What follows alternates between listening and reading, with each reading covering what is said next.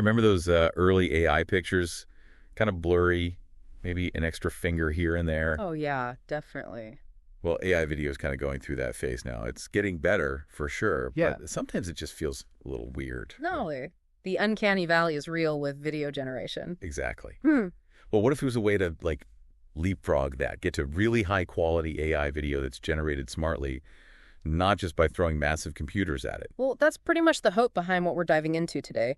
We're looking closely at MAGI-1. It's a new video generation model, autoregressive, from Sand AI. Just came out this April, actually. MAGI-1, right. And the really interesting thing about it, the hook, is that it's designed for making genuinely good video without needing, a supercomputer farm. It could be a bit of a game changer. Yeah, that sounds significant. So our goal for this deep dive is basically to unpack MAGI-1, figure out the core ideas, what makes it tick differently, and why that actually matters if you're into content creation or just AI in general. We've sifted through the developer blogs, the technical bits. So you don't have to. Think of this as like your fast track to understanding a potentially big step forward. Hopefully you'll get a few of those aha moments along the way. Okay, so let's maybe start right at the beginning. First principles thinking, right? What is video to an AI? Fundamentally, it's just pictures, one after another, over time. A sequence of images. Exactly. Just a stream of frames. And the big challenge historically has been generating those streams so they look good and make sense from one frame to the next. Oh, absolutely. Making AI create video, traditionally, it's just monstrously expensive computationally. You're asking it to create, thousands of images? And coordinate them. Yeah, coordinate them so they flow together. Keeping things consistent, that temporal coherence thing is super tricky. It really is. And doing it fast, like fast enough for real-time stuff, that's been almost out of reach. So brute force hasn't really cracked it efficiently. Right. And this is where that first principles idea comes back. It feels like the Sand AI folks didn't just try to scale up existing methods. They seem to have asked, okay, what's the smartest, most resource-light way to build these sequences with coherence? How do we break it down? I like the movie director analogy you mentioned earlier. Like, imagine trying to direct a scene by telling every single actor precisely where to put their foot every millisecond. Oh, that would be impossible. Utter chaos. Total micromanagement nightmare. That's kind of like the brute force approach to generation. But now, imagine giving the actors broader instructions. Okay, walk across the room looking worried, and letting them handle the little details within that direction. That's much more efficient, much more intelligent directing. And that's kind of closer to what MAGI-1 is aiming for, fundamentally. And the key mechanism, the core innovation enabling that smarter approach, is how it generates video in chunks, little segments. Okay. Specifically, 24-frame chunks. And the clever bit is how it predicts the next chunk based on a cleaned-up, denoised version of the previous chunk. That's the autoregressive part, like predictive text on your phone, but for video frames. So it's building the video piece by piece, using what it just made to inform what comes next, like learning as it goes. Exactly like that. And this chunk-by-chunk method has some big upsides. One is what they call streaming generation. Streaming, meaning it could potentially generate video faster, maybe closer to real time. That's the potential, yes. It opens up possibilities there. And crucially, it gives you way more control over the timeline, over how the video unfolds. And I read somewhere it can juggle multiple chunks at once, like up to 4. That's right. It can process up to 4 of these 24-frame chunks concurrently. Which must give it a nice speed boost. It definitely helps with efficiency. It lets the system use its computational resources much more effectively, cutting down the total generation time. But, okay, how does it actually pull off this efficiency and maintain quality? It's not just a chunking. Right, let's get into the nuts and bolts a bit. I saw mention of a transformer VAE. Sounds like a combo of tech. It is. Transformer-based variational autoencoder. So think of the VAE part first. It's essentially a really smart way to compress information. It learns to take a video frame, boil it down to its absolute essentials, the core data needed to recreate it, and then it can reconstruct the frame or generate new similar ones from that compressed code. Okay, like a super efficient blueprint. And the transformer piece helps it understand context, relationships between things. Precisely. Transformers excel at finding patterns and dependencies in sequences. Here, the sequence isn't just text, it's the order of frames over time and how elements are arranged within each frame. So it understands both time and space, kind of. Yeah, through something called self-attention. It lets the model figure out which parts of the video data are most relevant to other parts, both spatially in a frame and temporally across frames. That's critical for keeping the motion smooth and logical. Makes sense. And this particular VAE is pretty aggressive with compression. They mention 8x spatially and 4x temporally. That means decoding, turning that compressed blueprint back into video is much faster. So condensed blueprint, context-aware thanks to the transformer, fast decoding. Got it. Got it. But then there's this advanced diffusion architecture. Diffusion models are usually the opposite of efficiency, aren't they? Heavy lifting. Typically, yes. Standard diffusion can be very compute-hungry. MAGI-1 builds on a diffusion transformer baseline, but crucially, it adds several innovations to streamline it and make it more stable. Oh, okay. Like what? Well, things like block causal attention. That specifically helps make sure each new chunk follows logically from the last one. Think of it as built-in continuity checking. Preventing weird jumps or inconsistencies. Exactly. Then there's a parallel attention block to speed up calculations internally, and a whole list of other optimizations: QK norm, GQA, sandwich normalization, Sway-Gileyu, soft cap modulation. Technical terms, basically. Right. Lots of clever tweaks under the hood. Yeah, the key takeaways, they're all designed to make the complex diffusion math run faster and more reliably without sacrificing too much quality. Okay, so refinements to make diffusion less burdensome. What about shortcut distillation? That sounds like a efficiency hack. It kind of is. It's a really neat training strategy. Basically, they trained one single model that can adapt its performance based on how much compute power you throw at it during generation. How does that work? The core idea, roughly, is teaching the model that taking, say, one big computational step towards generating part of the video should produce a result similar to taking two smaller, less intensive steps. Finding a quicker path to roughly the same place. You got it. During training, they mix things up, sometimes asking for fewer steps, sometimes more.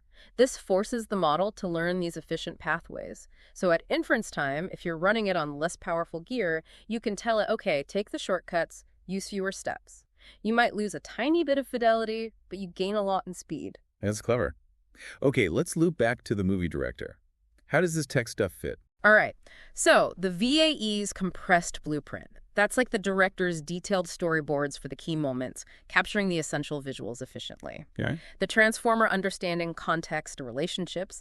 That's like the actors using the scene's overall context and emotion to guide their specific movements and expressions within the storyboard's framework. Right, filling in the blanks intelligently. And the shortcut distillation. That's like the director deciding whether to use quick, rough sketches for pre-visualization when time is tight versus highly detailed renderings when they have the budget and schedule. Yeah. Getting a good result even with constraints. That actually maps really well.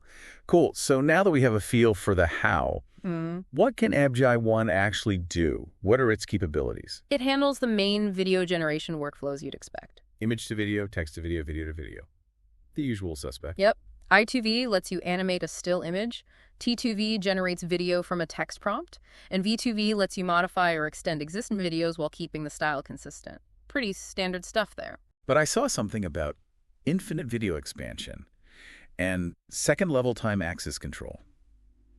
That sounds different, more advanced. It really does. Because it works chunk by chunk, MAGI-1 can theoretically keep adding chunks indefinitely, extending a video sequence as long as you need. Wow. Okay. And this second-level time axis control is fascinating. It seems to allow you to give specific prompts or guidance to individual chunks. So you can tweak things midstream. Potentially, yes. Imagine smoothly transitioning between scenes described by different prompts or introducing subtle changes at precise moments. It offers a level of fine-grained temporal control that could be incredibly useful for storytelling or editing. That feels like a big deal for filmmakers or animators, almost like micro-directing the AI. It could be. And beyond filmmaking, think about other areas. On-set creators, maybe? Oh. Social media stuff? Absolutely. Quick, engaging video clips. Game developers could use it for dynamic cutscenes or environments. Even education, visualizing complex processes. The potential seems really broad, especially if it's more accessible. Which brings us to performance. How good is it, really? I saw some comparisons mentioned in the materials. Yeah, the evaluations look pretty promising. When humans compared MAGI-1's output side by side with other open source models, things like 2.1 Hailuo, Honeywell Video MAGI reportedly came out ahead pretty consistently. On what criteria? Mainly on how well it followed the prompt instructions and the quality of the motion depicted. Apparently, it even held its own against some closed-source commercial models, like Kling, in those tests. That's impressive for an open source project, especially a newer one. It really is. And there was another interesting benchmark, the Physics IQ benchmark. It tests how well the AI understands and predicts basic physical interactions. Like if a ball should bounce or just splat. Sort of, yeah. More about predicting trajectories and interactions. In video continuation tasks where you give it the start of a video and ask it to predict what happens next, MAGI-1 scored significantly higher than models like Video Poet, and even reportedly outperforms Sora on some aspects of that specific physics prediction task. Okay, so it's not just making pretty pictures that move. Yeah. It seems to have a better underlying grasp of, well, reality, how things should move. That seems to be the implication, yeah. It suggests a step towards more physically plausible generation, not just surface-level mimicry, which is crucial for realism. Definitely. Now, if someone listening is thinking, okay, this sounds cool, maybe I want to try it, how easy is it to get running? They've tried to make it fairly approachable. The recommended way seems to be using Docker, which packages everything up neatly. Which simplifies setup quite a bit. Usually, yeah. But you can also run it directly from the source code if you're comfortable with that, and they offer different model sizes. Right. I saw a big 24 billion parameter one and a smaller 4.5 billion. Exactly. So 24B for maximum quality if you have the hardware, and the 4.5B version for something less demanding. Plus, they have distilled and quantized version. Which are even more optimized for speed, likely at a small quality trade-off. That's generally the idea, yes. So there are options depending on your setup and needs. Good to have choices. So, wrapping up the core ideas then.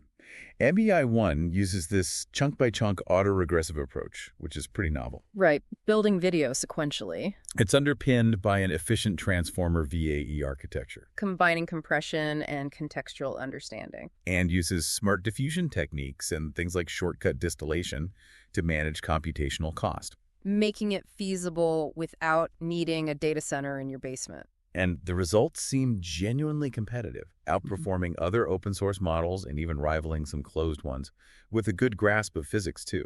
It feels like it could genuinely lower the barrier for creating high-quality video. That certainly seems to be the potential, yes. Democratizing video generation a bit more. Okay, so based on all that, especially the focus on efficiency and that really interesting chunk-based control, here's my bold prediction. All right, let's hear it.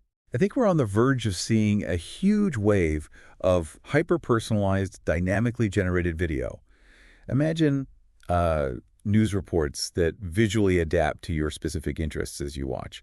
Or maybe interactive movies where the scenes genuinely morph based on your choices, generated seamlessly in the background. Wow. Okay. Like truly real-time adaptive video. Exactly. Yeah. And MAGI-1's kind of controllable, efficient generation feels like a crucial stepping stone towards making those kind of dynamic, almost living video experiences possible. That's a fascinating prediction. It definitely pushes the boundaries. And maybe that leads to a final thought for you, the listener. Yeah? As this technology gets better and more accessible, how do you think it might change your relationship with video, whether you make stuff or just watch it? What new kinds of stories or, I don't know, communication methods might pop up?